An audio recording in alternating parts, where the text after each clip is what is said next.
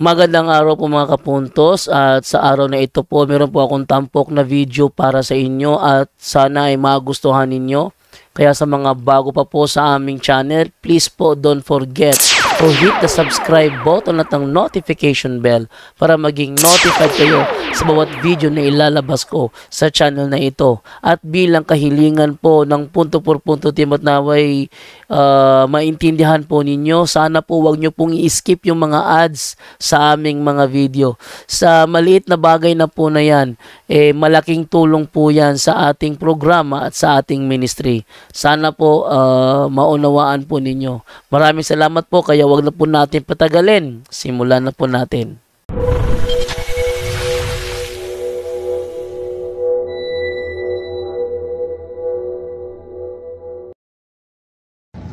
Hello mga kapatid, magandang hapon. Papunta tayo ngayon sa Marawis, no? Para sa confession. Pero hapon na tayong makarating doon dahil nandito pa tayo sa syudad. Meron tayong inaasikaso na pinaka-importante po. Ipopost natin this coming after Holy Week po. Groundbreaking na tayo sa Lila. Pero ito yung isi-share ko sa inyo. Quick live lang po tayo. Ito yung isi-share ko sa inyo ngayon. May from Jensen po. Dumating sila last Friday sa Bohol. At itong babaeng ito ay 3 weeks na po. 3 weeks na po walang findings sa doktor. Uupirahan na sana siya sa doktor. Pero yung kanyang ate nagdududa dahil bakit upirahan na wala namang precise na findings na para yung doktor ay nalilito at kahit ano na yung ma-diagnose ng doktor. So nag-decide sila bago maoperahan, pupunta muna dito. Just imagine from Jensen ang layo nila. At nagtiis sila 2 days po, nagsakripisyo sila. At nakinig sa catechism, dahil late sila. Alas Saturday pala sila na dumating, di Friday. Nagtiis sila at nakaabot na sila sa Saturday 11. So late na sila dahil magsimula yung catechism natin. Alas City Media, no? 11 na sila, so nakinig lang sila sa mga catechism, pero dapat nandun na sila alas 8 po. Nangyari mga kapatid, after sa exorcism ko, lumapit sila dahil hindi natural yung karamdaman pala niya. So yung sakit sa likod niya, 3 weeks na, yung kanyang tiyan, sabi niya malapit na pumutok, Father, no? Nahihirapan na po siyang huminga. Nalilito yung mga doktor, no?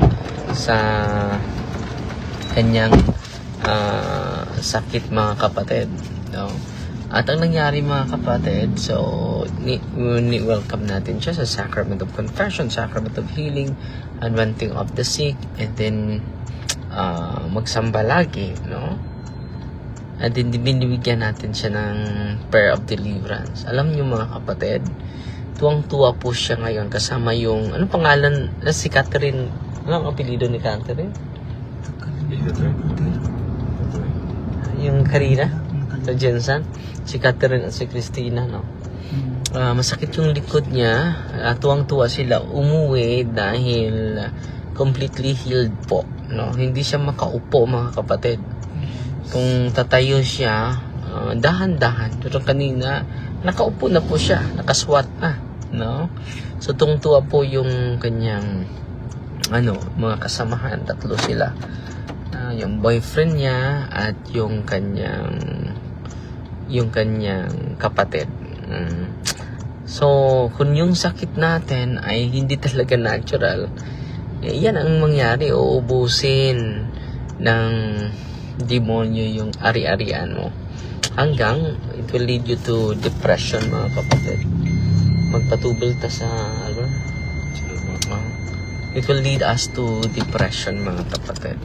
So, kanina, 3 beses po nagbigay ako sa kanya ng prayer of deliverance, mga kapatid. At sa awa ng Diyos, maluwag na daw.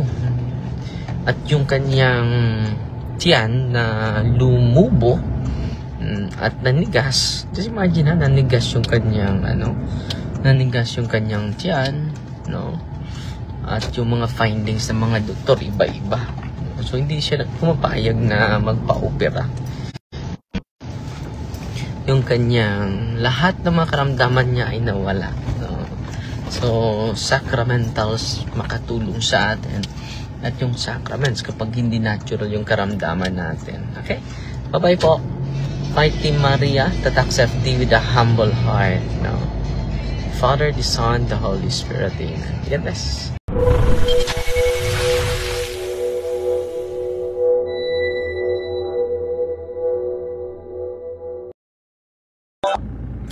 Hello mga kapatid. Ngayong alas 5 may confession dito sa sa Kabundukan, sa Marawis.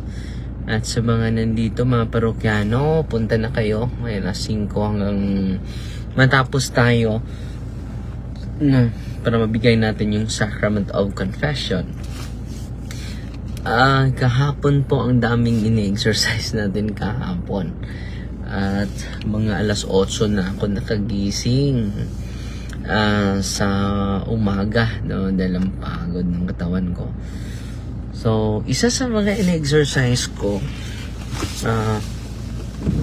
isang babae, pero matured na babae, at meron siyang ito yung reklamo niya na maraming tumutusok dito sa kanyang banda, no? At hindi talaga ma-diagnose yung karamdaman niya, mga kapatid. So, nalilito na yung doktor. Taga Bohol lang po itong babaeng ito. Nagsagawa tayo ng narrative.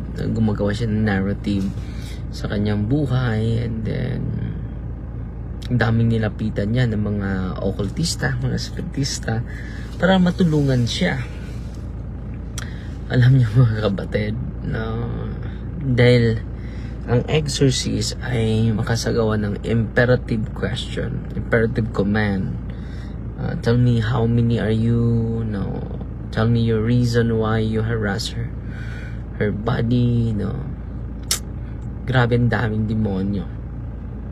3,000 po. Yun ang sabi niya. We are 3,000 thousands of demons, Darwin. No. Ang dami. And then nag-react talaga siya. Literally nag-react, sumisigaw. Nahulog na siya sa kanyang upuan na to, na plastic chair. At nung kinausap ko siya, nung ina-exercise ko siya, mga kapatid, grabe. Kasama niya yung kanyang anak. Grabe yung reaksyon, no?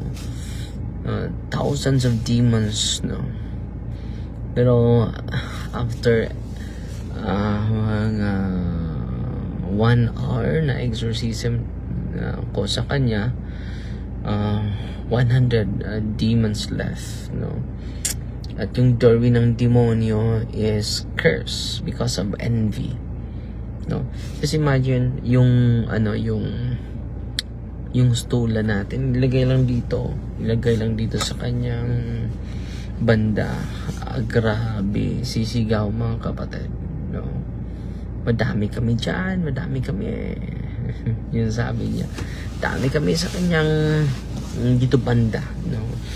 Dahil yung mga demonyo ay minsan ay mag-localize, no, yung kanilang influence sa katawan niya. So 3,000 demons, and then hindi pa lumayas lahat, no? Na-reveal yung demonyo, galit na galit sa atin dahil because of envy daw, at curses, witchcraft ang doorway niya, no, sa katawan ng babaeng ito. So, ang pinipray natin yung pag ano ng evil eye, no? Yung evil eye, mga kapatid, real po yun, na galing sa mga masamang tao, na meron din mga lahing mga may abyan, no? So patuloy pa natin samahan natin yung babaeng ito, taga Bukulang po, from Clarin, no? Pero galing siya sa ibang bansa, no? Galing siya sa ibang bansa, at siya po ay natutuwa while nakikinig sa ating mga sharing dito sa social media. At hindi pa natin na-interview kung kumusta siya ngayon, no? Basta natutuwa po siya. At once a month po ay babalik siya for solemn exorcism po. So gusto ko na magsimula na sa umaga para marami na akong ma-exercise, no? So ngayong Thursday, no, simula ako kapag wala akong mga misa sa parokya. Kung may misa ako, ma-delay yung pagpunta ko sa office natin. At yan, mataas na yung oras ko. So marami palang hinaharas talaga ng ating kaaway, no? Tayo naman lahat, no? Ang hinaharas na araw-araw, gagamitin niya yung kanyang kapangyarihan to destroy our soul, to destroy us, no? Tayong lahat, no? Yun, lalo yung pinaka-importante sa atin, merong pinaka-importante sa atin, itong kaluluwa natin, mga kapatid. Yan ang katotohanan, mga kapatid. Ngayon alas 5, mga kapatid, pakumpisal tayo. Maraming mga pari, 1, 2, 3, 4, 5, 6, 7, no? Parang 10 kaming pari na magtutulungan ngayon sa pagpakumpisal dito sa mga parokyano sa Our Lady of Fatima Parish, Marawis, Valencia, Bohol po. At late lang tayo dahil may inaasikaso tayo na bagay para sa ating office, dahil magsagawa na tayo, nag-clearing na sila para madaanan sa right of way natin. Simula na tayo this week, pero this week sa natin sa permanent office natin sa St. Michael Healing, Deliverance and Exorcism po. Yan po yan pong rason na nadali tayo sa pagpunta. Natapos na din sila sa pagpakumpisal sa mga bata sa high school po. Si Milagros Abilia, good PM Father. At while nag-exercise tayo, no, grabe, pinato natin yung stula natin sa kanyang likod. Grabe, sumisigaw, madami kami dyan. At pinunasan natin ng Holy Exercise Oil yung kanyang katawan. Nilagyan ng Holy Exercise Oil. Grabe, yung paa niya, grabe. Kung makikita lang ninyo, no, parang inihaw na baboy, no. Grabe yung reaction niya. Galit na galit sa akin. Hindi ko alam siya ba yung muntik na ako suntukin, no? Dahil sa galit, no? So, normal na normal po makausap mo itong babaeng ito, pero ang daming demonyo. Hindi naman siya unconscious, mga kapatid. Alam nyo ba na conscious po siya, pero hindi niya talaga mapapigilan yung mga reaction ng kanyang katawan. Hindi talaga niya mapigilan yung reaction ng kanyang katawan, mga kapatid. Yung pagsigaw, hindi niya alam bakit siya sisigaw, no? So, dito, mga kapatid, hindi merong mga merong mga evil person, mga tao na kampo ng kadiliman, na pwede na isend yung mga spirits to possess you, no? So ito po, para ma-realize nila yung gusto nila, yung masamang plano nila against sa atin. So yung office natin ay malaking tulong po para to educate the people of God. Itong prayer ng simbahan ay magagamit natin lahat. At kung alam lang natin, no? Paano tayo, ano yung mga dapat natin gawin, no?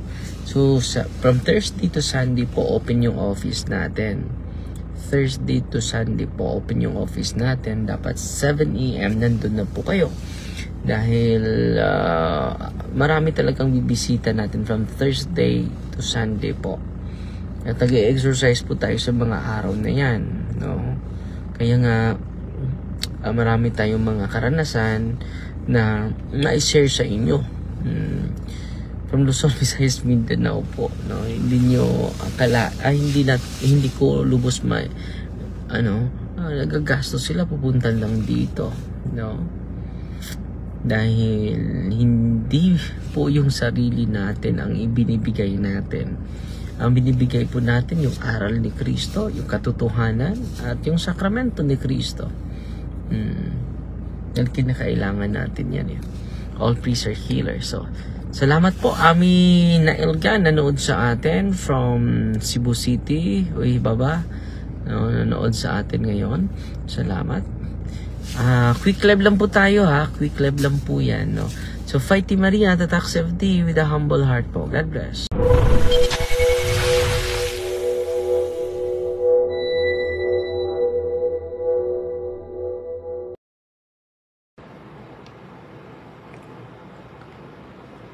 Hello mga kapatid, magandang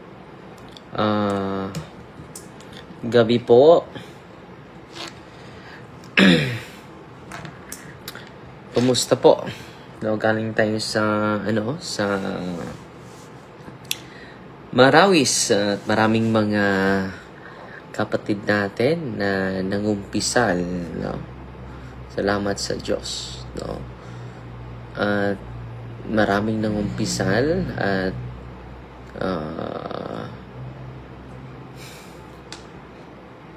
sa kabundukan, ang ganda doon, no? Ang lamig, mga kapatid, ang lamig, no? So, ngayon, mga kapatid, bago tayo natulog tayo ng maaga dahil bukas tayo din ang magbibisa bukas sa umaga po. Bakit hindi ko makita yung mga comment ninyo ngayon?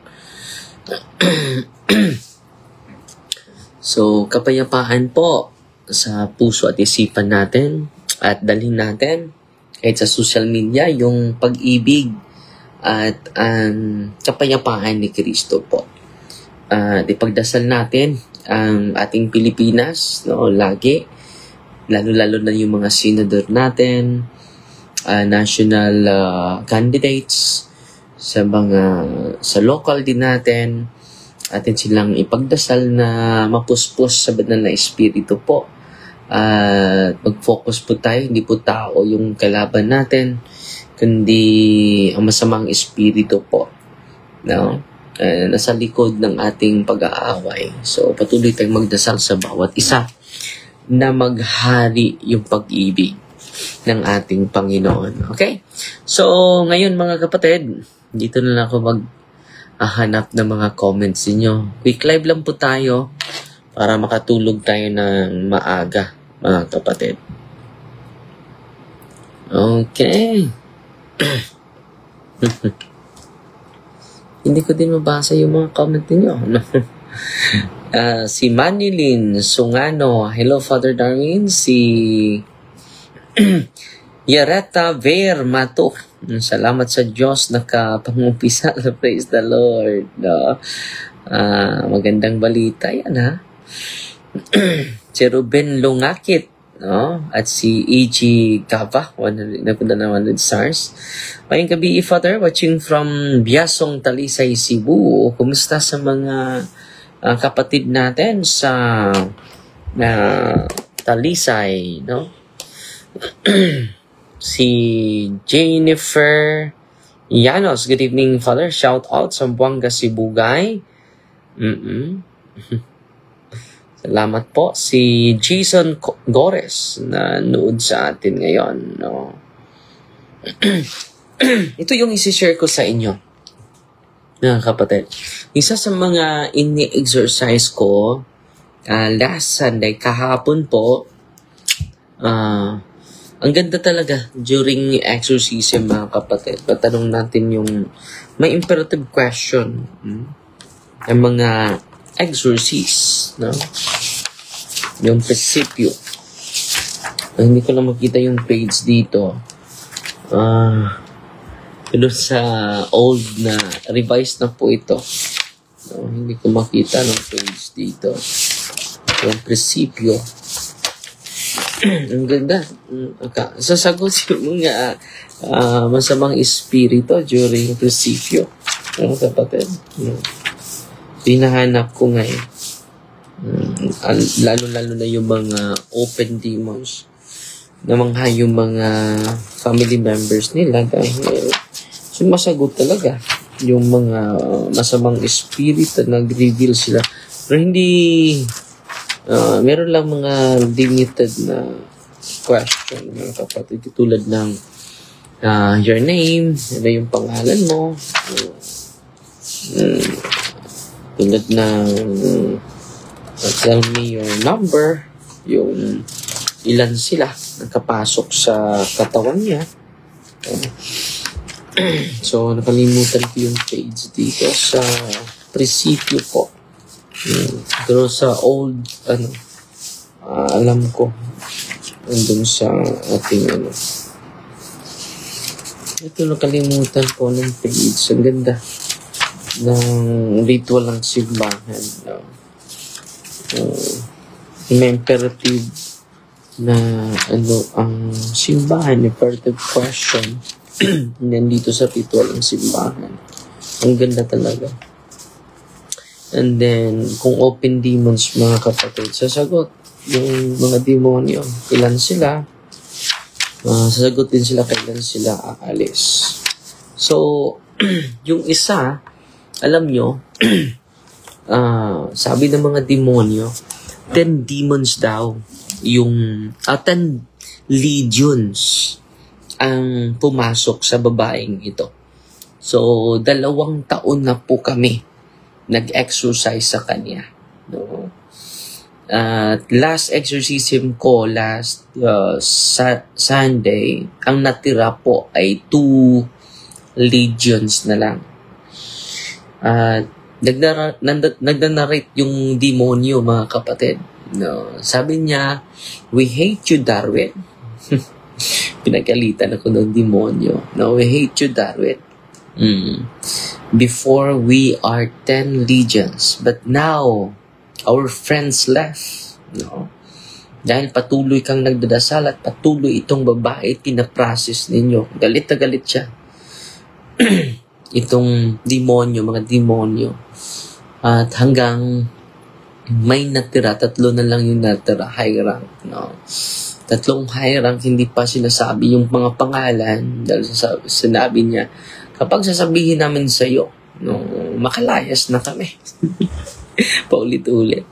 So yun po, 10 legions po, first time natin. At ako po ay nabuhayan dahil 3 high rank na lang yung natira. No? At ito po ay isa sa mga pinaka matagal namin na kaso itong babaeng ito na in-exercise ko kahapon. So meron kaming I think 5 na hindi pa napalayas, pero marami na ang napalayas po ng mga biktima ng demonyo. Pero ito, mga 5 po, ang hindi pa, mga 5, na umaabot na ng 2 taon. Higit sa 2 taon. Itong babaeng ito na in-exercise ko hapon ay almost 2 years na po siya. Beyond 2 years na po siya. Nag-reveal yung demonyo kina uh, at first, no, 10 legions po sila. Pero ngayon, 2 na lang na legion. At yung 2 legion ay nawala na po. Itong 3 high ranks na ang natira dahil sa kanilang intense occult involvement, both sides po. Sa kanyang side sa kanyang nanay, sa side sa kanyang tatay, grabe po yung mga occult involvement. So, umaabot pa tayo ng higit sa 2 taon. Pero, patuloy pa rin mga kapatid. Pero malaking improvement na po niya. Hindi na po siya tulad ng dati. Alam nyo, wild na wild po itong babaeng ito during a series of exorcism natin. At just imagine 10 legions ang pumasok sa kanya. No? So, yung prinsipyo ng mga exorcists, tatanungin yung demonyo how many are you? They are 10 legions before, but now 2 legions left. So, nag-pray kami hanggang 1 oras. Higit 1 oras po. At just imagine, umaga ako nagsimula hanggang alas 7:30 ba? Alas 8. Almost 7 na po. Almost 8 na po ako natapos kahapon. So, pagising ko kanina alas 8 na din sa umaga. So, dahil sa pagod, hindi basta-basta itong ministry ito. Kailangan ko ng prayer ninyo at dasal po. Yan po ang kinakailangan ko talaga. Salamat sa inyong at pasalamat tayo ni Ate Maria Etem Morales na nagbigay sa atin ng 1.2 hectare po. At nagsimula na po tayo sa sa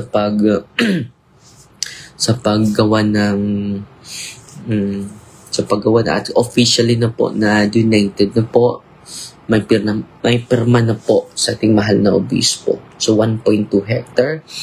So salamat din tayo sa Coon Commercial dahil pinahintulutan tayo na makautang dahan-dahan, no. So yung mga gustong suporta, magpo-post lang tayo ng bank account para dahil magsagawa tayong temporary, June na po, lilipat na kami ng parokya, no? Sana iba naman yung lilipat, no? Ang mga parokyano na ilipat, hindi na pare. Sunod na reshuffling, yung mga parokyano na ang lilipat na magsamba, hindi na pare yung i-reshuffle. So, ayon ba kayo yan? No? Joke lang po yan, no? So, nasaan yung ko? Nawala yung cruise. Nandun sa bag ko pala. So, salamat sa Diyos ay 3 na lang pero high rank pa rin, no? So, next week po, patuloy pa tayo at meron din tayong isang doktora na hinaharas ng demonya, hindi natin alakalain, no? Na professional, specialist, na 31 years old, at 300 demons din. So, dahil yung mga demonyo ay laging naghaharas sa atin to ruin our soul, to ruin our souls. So, sana po ako po ay natuwa dahil kapag mas mabuti talaga na makastay lang ako dito from Thursday to Sunday, nandito lang ako sa office natin at mabigyan natin ng taas na oras, taas na panahon yung mga possess po. So, ang dami ng folders po nandun sa office natin at marami din na-liberate, marami na rin pinagaling ng Panginoon. Pero higit sa lahat, binabago yung buhay nila. Hindi magro-rosaryo nung una, ngayon nagro-rosaryo na. Hindi magsasamba nung una, meron buong pamilya na nakasamba, no? At meron pa tayong maraming mga pasyente na sinasabahan po.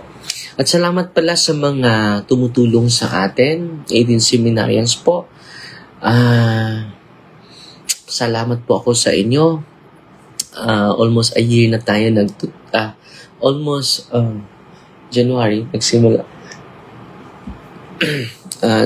natulong natin mula sa simula na nag-record na tayo with Ate Jujo, umabot na ng beyond 700,000, no? ang nabayad natin sa mga seminarista. Salamat po. At 18 seminarians na po yung sinusuportahan natin. At sa mga gustong, huwag kayong maniwala kung mag-message ako sa inyo. Personal po. Lalo na sa mga i-search niyo po kapag iilan lang yung mga friends. Atin is followers natin. So, umaabot na ng 500,000. So, i-search nyo kung walang mga followers, no? Hindi totoo yun. No? At hindi naman ako mag-personal message sa inyo. No? Kung mag-personal message kayo, ako sa inyo, magtaka na po kayo. Kahit sa mga staff ko, hindi na ako magka-personal message po. At mag-ingat po kayo sa mga scammers, ha? And then, magsimula na tayo. And then, this coming, after Holy Week po, mag-groundbreaking na po tayo with Bishop Abet. No, dahil pinipirmahan na po ni Bishop Abet yung document, officially turn over na po sa Diocese of Tagbilaran.